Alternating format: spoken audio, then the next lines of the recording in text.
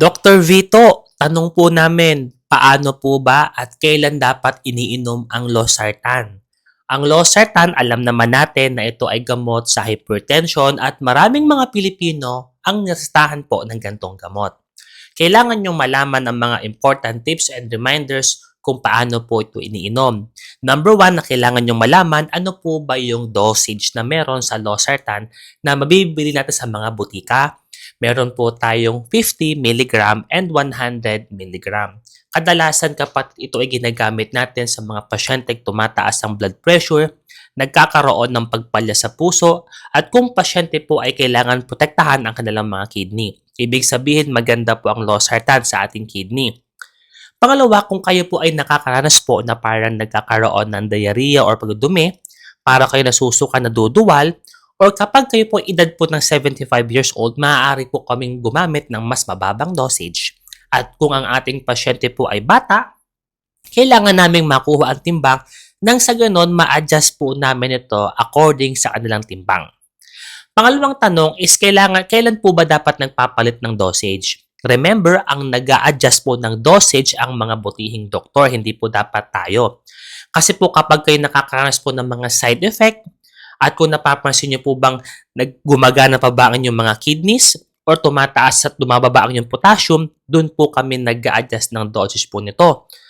Pangatlo kapatid is, kailangan at paano po ba iniinom ang losartan?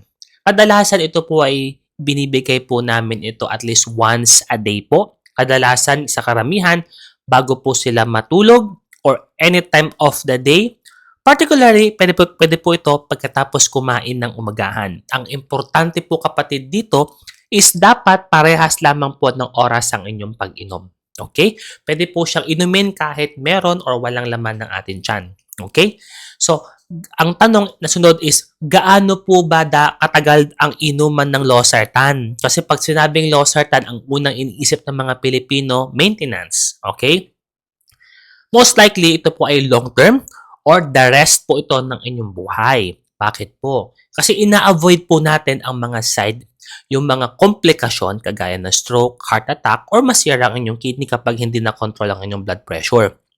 Ang sunod na tanong kapatid is, paano naman po doktor kung nakakaranas po kami ng kakaiba or di magandang pakiramdam kapag umiinom ng losartan? Kung ikaw ay nagkakaroon ng severe diarrhea or para ka nahusuka, kailangan nyo munang isangguni ito sa inyong mga doktor. Pwede rin kasi na napapansin kasi natin na meron pong ibang mga gamot po kayo na iniinom or meron po kayong mga kondisyon, ito po yung maaari nyo po na mapapansin po sa kanila. Sunod natin po kapatid is papaano po